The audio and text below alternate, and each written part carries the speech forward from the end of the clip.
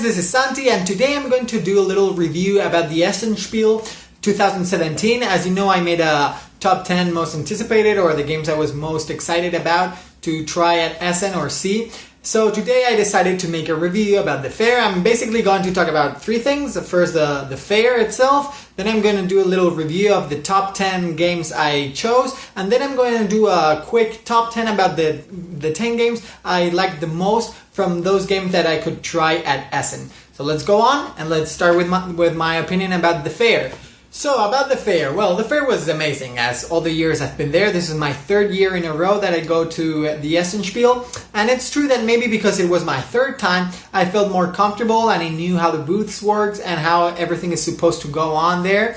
But they had definitely more space. It didn't feel so crowded, even though on Saturday and Sunday it was packed. But there definitely were more space and more people. And that's something I really enjoy about this fair. There's a lot of people from different countries with different tastes in gaming, and they're all there just talking, having fun and laughing and speaking with each other. I think that's one thing that's really cool about the fair. I got to meet some designers like Bruno Cathala or Eric Lang. I also get to meet people from the Dice Tower crew, which are amazing people. So I really had a great time at Essen. It was really a really nice experience once more.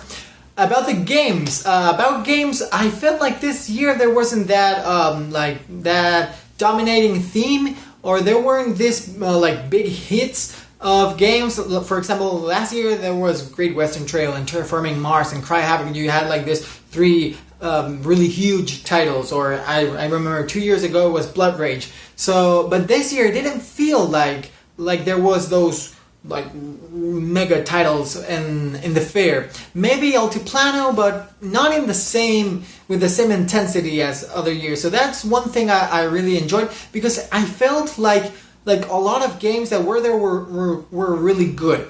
When I went with my brother and we were talking about this, and it felt like the games were really good. We didn't have like this incredible superstars or this mega hits from the year, but there were a lot of really cool and good games. So that's one thing about this year. There wasn't that those titans of games, but there were a lot of really good games. We also felt like there wasn't this dominating theme. There was no Vikings or ninjas or I don't know, or it just felt like there were different themes, different kinds of games, there was a lot of variety this year.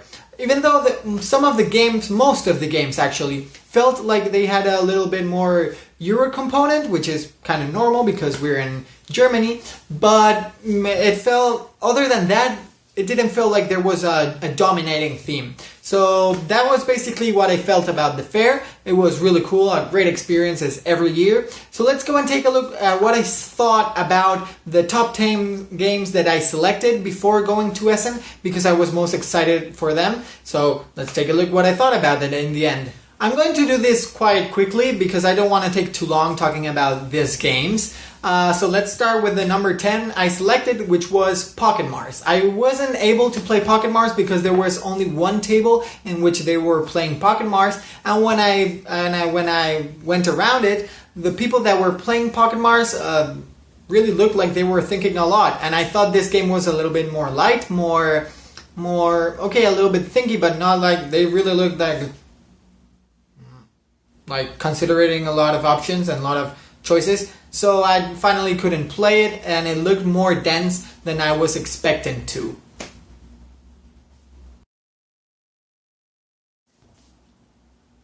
Number 9 on my list was Nomads, and finally I couldn't play Nomads. Well, I decided not to play Nomads because there were a lot of tables in which you could play it, but when I took a look at it, the game was really nice, but it looked really simple, and it looked like there was no much game in it. Like, okay, the artwork was good, the box in which it came looked really cool, but it didn't caught my attention that much when I saw it in person, so I decided not to play it and instead play other games. So, sorry Nomads.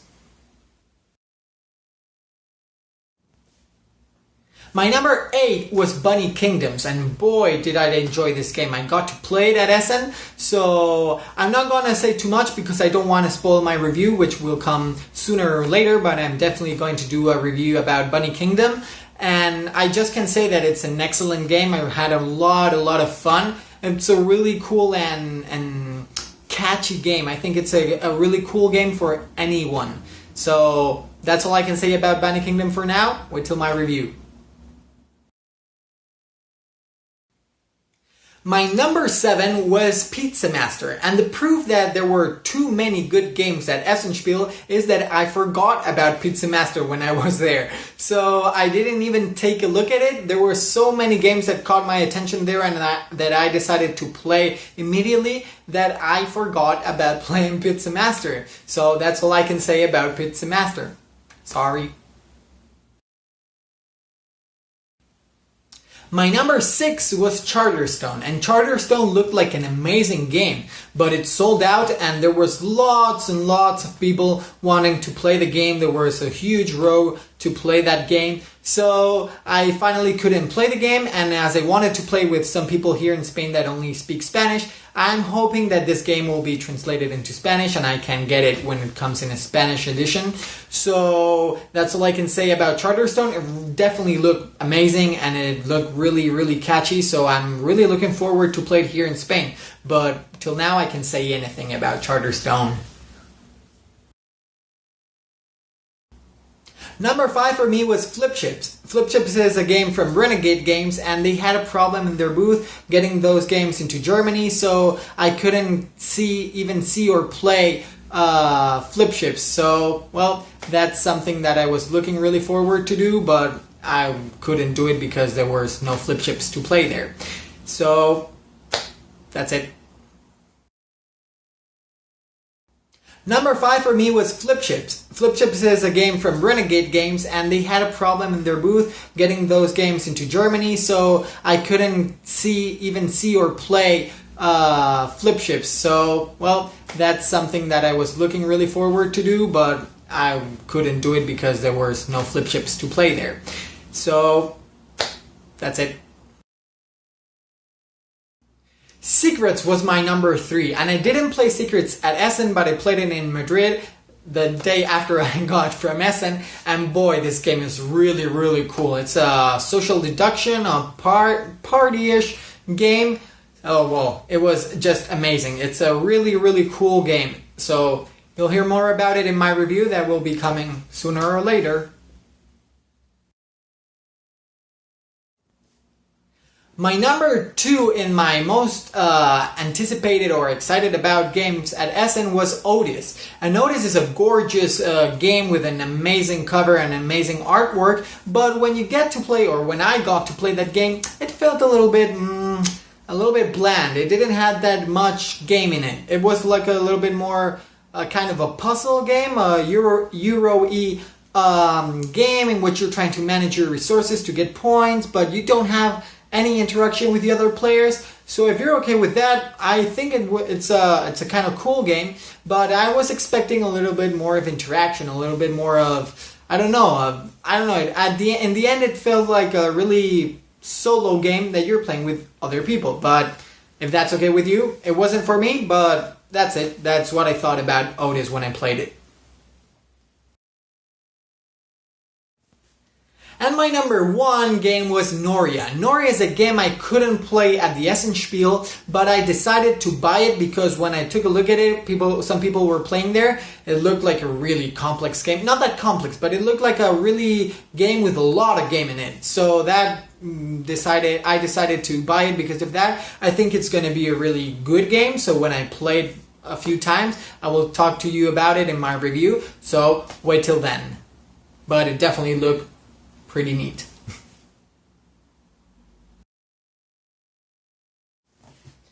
Okay, so now I'm gonna talk about the top 10 games I most enjoyed playing at Essen. So I'm only gonna take the ones that I was able to play at Essen and only at Essen.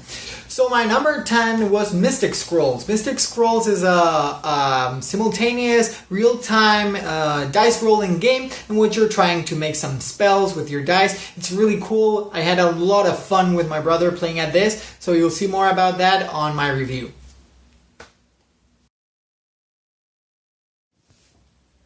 Number 9 is Okanagan. Okanagan is a tile placing game. It's like Carcassonne meets Catan, almost.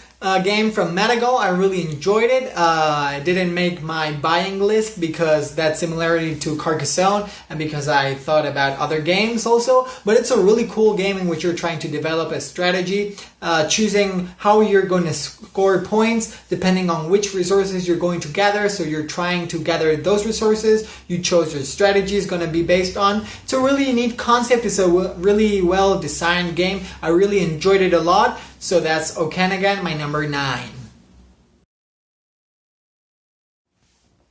Number 8 is Rajas of the Ganges. I don't know how you pronounce that, Rajas of the Ganges. But this game is a really Euro game in which you have a ton of choices to do and a really small board in which you're trying to get some tiles in order to construct your palace or the garden surrounding your palace. I don't know what is it exactly, but it's a really cool game. I really enjoyed it a lot. It's a really Euro game in which you're rolling some dice and managing and using those dice. It's a really cool concept. I really enjoyed it a lot, but it's another Euro game, a really cool one, but another Euro game.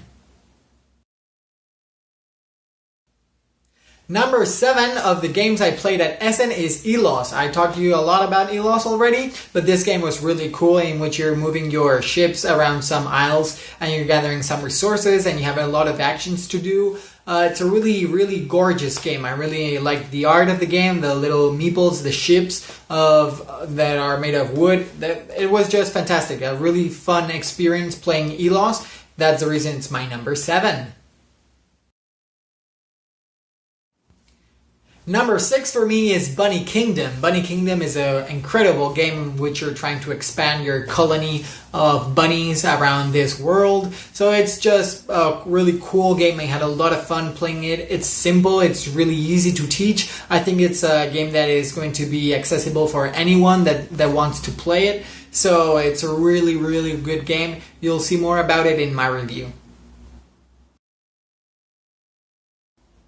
My number 5 is Indian Summer, a game designed by Uwe Rosenberg, and this tile placing new games he's bringing out.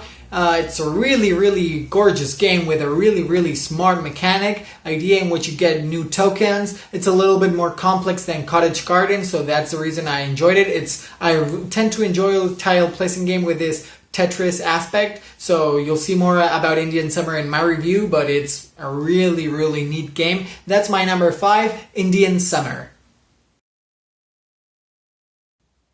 Number 4 for me is Shadows in Kyoto, a really small 2-player game, but really, really smart design in which you're trying to catch the spies from the other team that has real intel, and you're moving. It's like kind of Stratego meets Onitama, almost. You'll see more about this game on my review, but this is just an excellent and really, really smart design from Emperor 4 Games. Really cool. You'll see more in my review. My number 3 is Century Golem Edition. I wasn't that hyped about Century Golem Edition. I had heard a little bit about the game and it looked like simple, okay, fun game. But when I played it at Essen, boy, this game is incredible. It's simple, it's quick, it's fun, it has a lot of game in it. I really enjoyed the experience of playing this game. I think it's a really cool game for new people that are new into the hobby. I think it's a great gateway game. So you'll see more about this game in my review because I'm definitely reviewing this game. That's my number 3, Century Golem Edition. My number 2 is Yamatai from Days of Wonder. This game is gorgeous, and it also has a really good design. The design is really smart. There's a lot of different things to take into account. You're placing those ships in a really intelligent way, different colors. When you look at the board looks overwhelming. It's just precious. But the game also plays really good. It has a lot of different ways you can score points, you can get money. It's a really smart design. So that's my number 2, Yamatai. My number 1 is a space-themed game. I'm not that much into space games except for Star Wars games. But when my brother talked me into playing this game, at the beginning I was like, okay. But when we play that game, boy, this game is called Pulsar 2849 and it's incredible. It has a lot of things into this game. It has some new mechanics which I find brilliant. It has dice rolling involved in it, but there's also a mechanic in which you balance this luck factor. So it's just an incredible game for me. When I played it, it was like, wow, how could I not see that this game was incredible? You'll see more about this game in my review that will come sooner or later, but I'm definitely doing a review of this game because, boy, this was the top of what I've seen this year at Essen. So that's all for today. Thanks a lot for watching. I hope to see you back soon with some of my reviews. So this has been Santi. Till next time, thanks a lot for watching and keep on gaming. Thanks so much for watching the Dice Tower videos. Find more great videos and reviews as well as our top-rated audio podcast at Dicetower.com. You can also find other great shows at DicetowerNetwork.com. I'm Eric Summerer, and you've been watching The Dice Tower. The Dice Tower is sponsored by Cool Stuff Inc., where you can find great games for great prices. Cool stuff in stock. Check them out at CoolStuffInc.com.